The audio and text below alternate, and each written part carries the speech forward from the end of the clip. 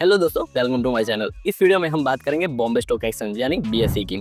सोचिए, हम फोन में एक क्लिक करके लाखों करोड़ों की कंपनी में पार्टनर बन जाते हैं। कितना आसान है। लेकिन दोस्तों, कभी आपने सोचा है कि जिस स्टॉक मार्केट को हम उंगलियों पे चला रहे हैं उसकी शुरुआत कैसे हुई थी? उस टाइम में जब भारत में स्टॉक मार्केट का कोई नामो निशान नहीं था। ये कहानी है उस क्रांति की जिसकी शुरुआत मुंबई की एक गली में एक बरगद के पेड़ के नीचे हुई थी। ये कहानी है बॉम्बे स्टॉक एक्सचेंज की। इस वीडियो में हम कवर करेंगे बीएसई से पहले भारत में शेयर्स की बाइंग एंड सेलिंग कैसे होती थी, कैसे एक पेड़ भारत का पहला अनऑफिशियल स्टॉक एक्सचेंज बना, नेशनल स्टॉक एक्सचेंज के आने से बॉम्बे स्टॉक एक्सचेंज का राज कैसे हिल गया, और बीएसई ने कैसे खुद को बदलकर एक ऐसा तूफानी रिवॉल्यूशन लाया जिसका सीधा असर आज आपके ट्रेडिंग अकाउंट पर पड़ता है। तो चलिए शुरू करते हैं भारतीय शेयर बाजार के इतिहास का एक रोमांचक सफर। बात है 1815 और 16 के दशक की, जब अमेरिका में सिविल वॉर चल रहा था और पूरी दुनिया में कॉटन यानी कपास की सप्लाई बंद हो गई थी। दुनिया की नजरें टिकी थी भारत पर। भारत का कपास इंग्लैंड में जाने लगा और देखते ही देखते भारत में और खास करके मुंबई में पैसों की बरसात होने लगी। नई नई कंपनियां खुलने लगी। अब इन कंपनियों में पैसा लगाने के लिए और हिस्सेदारी यानी शेयर्स बेचने के लिए कोई जगह चाहिए थी, लेकिन तब कोई स्टॉक एक्सचेंज तो था नहीं। तब गुजराती और पारसी व्यापारी, जिन्हें हम और आप ब्रोकर्स कहते हैं, वो कंपनियों के शेयरों का सौदा करवाते थे। ये सारा काम होता था कागजों पर और एक दूसरों के भरोसे पर। कोई रूल्स भी नहीं थे और कोई लोकेशन भी फिक्स नहीं था। यही वो समय था जब करीब 22 ब्रोकर्स ने बॉम्बे के टाउन हॉल के सामने एक बरगद के पेड़ के नीचे मिलना शुरू किया। हाँ, आपने सही सुना, वही बरगद वाला पेड़ भारत का पहला स्टॉक एक्सचेंज का लोकेशन था। यही वो जगह थी जहाँ पे शेयर्स की प्राइस डिसाइड होती थी, बाइंग और सेलिंग होती थी और भारत के फाइनेंशियल फ्यूचर की नींव रखी जा रही थी।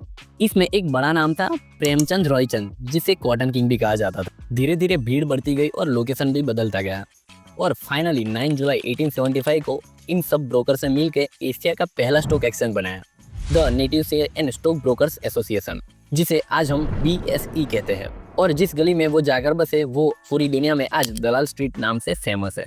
दशकों तक BSE का राज था और वहाँ पे जानते हो काम कैसे होता था? आज हम कंप्यूटर पर एक क्लिक करके शेयर खरीद और बेच लेते हैं। पहला ऐसा कोई सिस्टम था नहीं। वहाँ पे ओपन आउट क्राई सिस्टम चलता था। मतलब सारे ब्रोकर्स एक घेरे में, जिसे रिंग कहते थे, वहाँ पे खड़े हो जाते थे और चिल्ला चिल्ला कर और इशारों में ही एक दूसरे से डील करते थे। सोचो कितना शोर होता होगा। सब कुछ फिजिकल था और सब कुछ कागज पर था और डेफिनेटली आज के हिसाब से काफी स्लो प्रोसेस था। एकदम देसी तरीका था ट्रेडिंग का।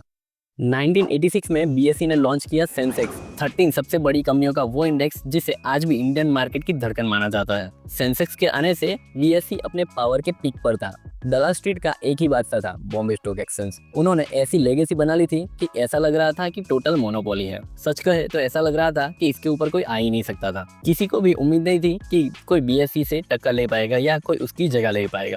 बट हिस्ट्री का एक रूल है, जब सिस्टम में कोई क्रैक्स होते हैं तो कोई ना कोई उसका फायदा उठाता है। और यहाँ पे एंट्री होती है हर्षद मेहता की। द हर्षद मेहता 1992 वाली सीरीज आपने देखी ही होगी। अगर वो सीरीज देखनी बाकी रह गई हो तो एक बार तो जरूर देखना। साल था 1992, जब इंडियन स्टॉक मार्केट का सबसे बड़ा स्कैम हुआ था, the big bull scam. Harshad Mehta ने इसी स्लो, फिजिकल और ओपन आउटरी सिस्टम के लूप होल का फायदा उठाया और मार्केट को मैनिपुलेट करके ऐसा तूफान लाया जिससे लाखों लोगों का ट्रस्ट टूट गया। इसी एक स्कैम ने रेगुलेटर, SCBI और गवर्नमेंट को एक मैसेज दे दिया, the game has to change. India को एक नए मॉडर्न और ट्रांसपेरेंट सिस्टम की जरूरत है। एक ऐसा सिस्टम चाहिए था जहाँ पे घोटाले की कोई गुंजाइश ही ना हो। और इसी जरूरत का जवाब बनकर मार्केट में एक ऐसे प्लेयर ने एंट्री ली, द नेशनल स्टॉक एक्सचेंज यानी NSE की। NSE अपने फुली इलेक्ट्रॉनिक, सुपर फास्ट और ट्रांसपेरेंट सिस्टम के साथ BSE के लिए एक तूफान की तरह आया। वो टेक्नोलॉजी ड्रिवन फ्यूचर था जिसके सामने BSE का 100 साल पुराना ओपन आउट क्राई सिस्टम एकदम आउटडेटेड लगने लगा। NSE के मॉडर्न अप्रोच ने BSE के किले को हिला कर रख दिया। BSE की मोनोपोली ओवरनाइट खत्म हो गई। The king was challenged. अब BSE के पास सिर्फ 2 ऑप्शन थे, इवॉल्व और डाई, बदलो या मार्केट से इरिलेवेंट हो जाओ। और BSE चूज टू फाइट, उसने हार नहीं मानी। साल 1995 में BSE ने अपना सबसे बड़ा दाव खेला।